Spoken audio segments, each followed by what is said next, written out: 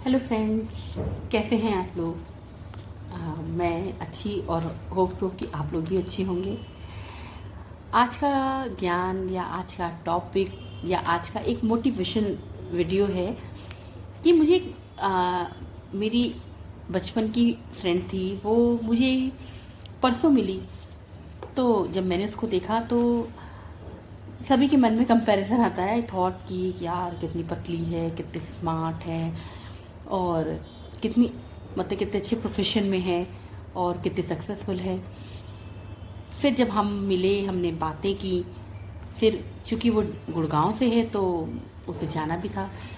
आज फिर हम मिले मॉर्निंग, उसको जाना था तो वो मेरे से मिल के गई, क्योंकि हम करीब 20 साल बाद मिले। तो ये हुआ कि हम 20 साल बाद मिले थे ना, तो वो ये हुआ कि हम मिल कर जाते हैं। और थोड़ा सा कुछ भी कहिए, पुराने दोस्त पुराने ही होते हैं हमेशा।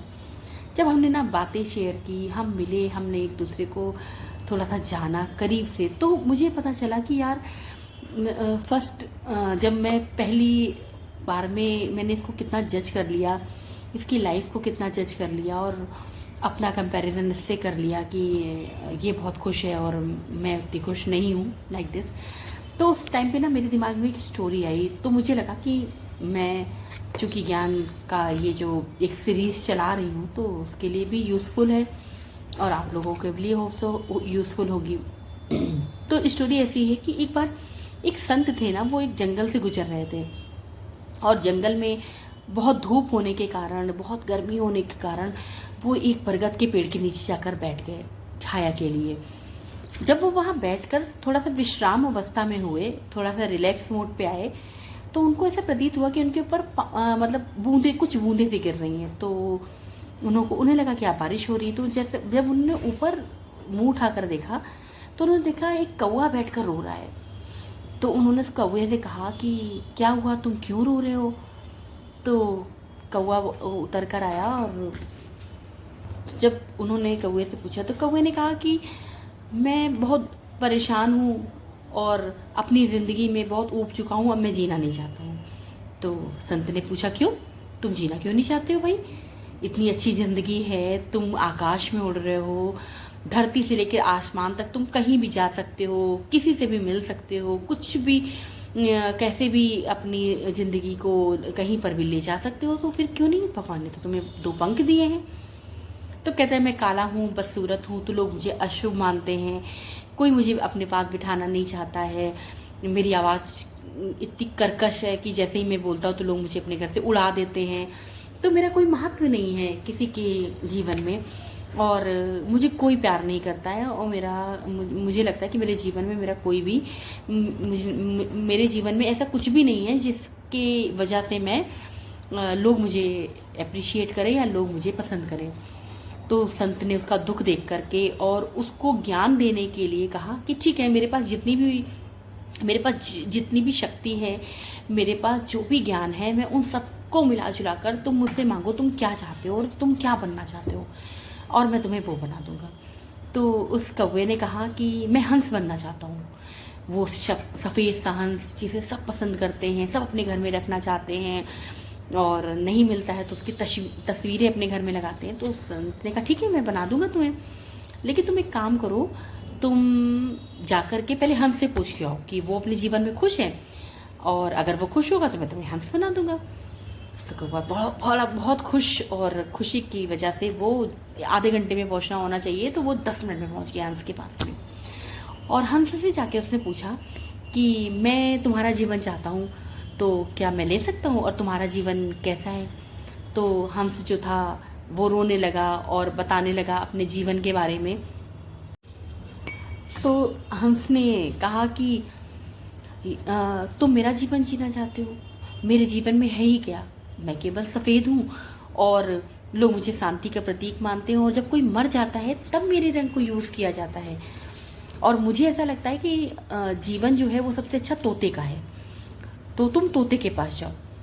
अब वो तोते के पास उड़कर तुरंत पहुंचता है और तोते से कहता है कि मैं तुम्हारा जीवन चाहता हूँ और तुम्हारा जीवन कैसा है, क्या मैं तुम्हारा जीवन ले सकता हूँ, तुम्हारी तरीके के जीवन में जी सकता हूँ। तो तोते ने कहा कि नहीं नहीं नहीं नहीं, मेरे तरीके का जीवन बिल्कुल नहीं जीना, मुझे लोग पकड़ लेते हैं और मुझे कैद कर लेते हैं। मुझसे ज़बरदस्ती, मेरा मन हो या ना बोलो, मुझसे ज़बरदस्ती बोलने की चेष्टा रखते हैं कि मैं बोलूं, और मैं हमेशा पिंजरे का एक कैदी बनकर अपना जीवन बिताता हूँ। मेरा कोई अस्तित्व नहीं है। मैं उड़कर पहाड़ों में जाना चाहूँ या कोई जो भी मुझे देखता है, मेरी खूबसूरती देखकर मुझे कैद कर लेता है। तो मुझे लगता है कि तुम मेरे जीवन से अच्छा तुम्हें मोर के पास जाना चाहिए, क्योंकि वो और ज़्यादा रंगों से भरा हुआ है और ज़्यादा उसके जीवन में सकारात्मकता है। तो तुम्हें वैसा जीवन चाहिए। अब कौवा उड़ के जाता है तुरंत मोर के पास और मोर से कहता है कि मैं तुम्हारे जैसा जीवन चाहता हूँ, और क्या मैं तुम्हारे जैसा जीवन जी सकता हूँ? तुम्हारा जीवन कैसा है? अब मोर वहाँ पर फूट फूट कर रोने लगता है, कहता मेरा जीवन क्या है, मैं तो जंगलों में घूमता हूँ छुप छुप कर कि शिकारी कहीं मेरा शिकार ना कर ले। लोग मुझे मारते हैं, तोड़ते हैं, मेरे सारे पंखों को नोच लेते हैं और उन्हें जाकर बाजार में बेच देते हैं। तो मेरे जैसा जीवन जी के तुम क्या करोगे? डरे सहमे छुपे छुपे से घूमोगे।